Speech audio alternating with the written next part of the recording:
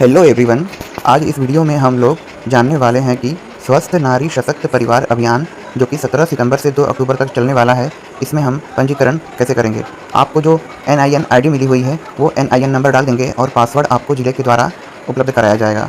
उसके बाद आपको एक बार कोड मिलेगा, उसको स्कैन करना है जो कि आधार में रहेगा, और स्कैन करने के बाद उस पेशेंट का या उस क्लाइंट का पूरा डिटेल आपके फ़ोन के डिस्प्ले पर आ जाएगा और उसको आप जो सेवाएँ दिए रहेंगे उस पर क्लिक कर देंगे।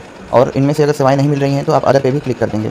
अगर पर्सन के पास आधार कार्ड नहीं है या फिर आधार कार्ड स्कैन करने पर नहीं ले रहा है तो उस जगह पर आपको मैन्युअली पेशेंट का नाम, उम्र और बाकी सारी डिटेल डालनी होगी, और फिर इसमें नीचे आप स्क्रॉल करके आएँगे तो फिर से वही कहानी स्टार्ट हो जाएगी। आपने जो भी सेवाएँ दी हैं उस पे आपको क्लिक करना होगा और उसके बाद लास्ट में आपको सबमिट का बटन दबा देना होगा और डाटा सिंक करना होगा। कभी-कभी ऑटो सिंक हो जाता है और कभी-कभी सिंक करना होता है। इनमें कई तरह की सेवाएँ हैं जो आप दे सकते हैं, जैसे फर्स्ट वन है screening and treatment for hypertension, second one है screening and treatment for diabetes. इसका मतलब है कि आपने किसी का डायबिटीज़ के लिए स्क्रीनिंग किया, अगर वो पॉजिटिव आएँगे तो उनका ट्रीटमेंट भी स्टार्ट कर सकते हैं गाइडलाइन के द्वारा। या फिर सर्वाइकल या फिर ओरल कैंसर के लिए स्क्रीनिंग आप कर रहे हैं। ट्यूबरकुलोसिस की जांच के लिए अगर मरीज को खांसी आ रही है, चेस्ट पेन है, ऐसा अगर कोई सिम्टम है तो आप उनके बलगम का परीक्षण कराने के लिए प्रयोगशाला में भेज सकते हैं। और सिकल सेल स्क्रीनिंग कर सकते हैं। ANC अगर प्रेग्नेंट है तो ANC चेकअप कर सकते हैं। इम्यूनाइजेशन अगर बच्चे हैं तो उनका आप हीमोग्लोबिन चेक और इम्यूनाइजेशन कर सकते हैं। गर्भवती महिलाओं का भी इम्यूनाइजेशन और हीमोग्लोबिन आप चेक कर सकते हैं। अगर किसी पेशेंट को ब्लड की नीड है तो या उनको ब्लड डोनेशन के बारे में कुछ आप एक्सप्लेन कर सकते हैं।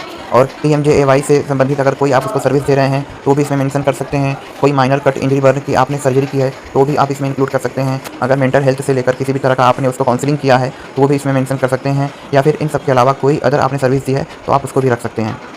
फिर लास्ट में आपको अदर सर्विस में आपने क्या सर्विस दी है वो लेकिन मेंशन करना होगा। उसके बाद जो आप आधार के द्वारा डायरेक्ट स्कैन करेंगे वो स्कैन्ड बेनिफिशियरी में आपको शो करेगा, और जो आप मैनुअली, जैसे कि आप डिस्प्ले पर देख रहे हैं, मैनुअली एंट्री किया जा रहा है name, gender, age, mobile number, address, Aadhaar number. हालांकि मोबाइल नंबर और आधार नंबर ऑप्शनल है। इस तरीके से आप मैनुअली भी इसको कर सकते हैं। अगर आधार कार्ड स्कैन नहीं कर पा रहा है या पेशेंट के पास आधार कार्ड नहीं है तो इनमें से हम मैनुअली करके उनको जो आप सर्विस दिए हैं उसको शो कर सकते हैं। तो इस तरीके से आप इसको डाटा को भर सकते हैं। इसमें आपको डेली 50 का, आपके सब सेंटर लेवल पे डेली 50 का टारगेट रखा गया है, और मैक्सिमम आप कितना भी कर सकते हैं।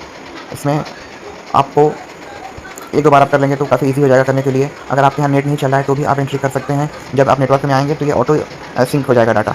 तो इस तरीके से करके इसमें आपको एंट्री करना है, और ये 17 सितंबर से 2 अक्टूबर तक जो अभियान चल रहा है इसमें आपको एंट्री करना है।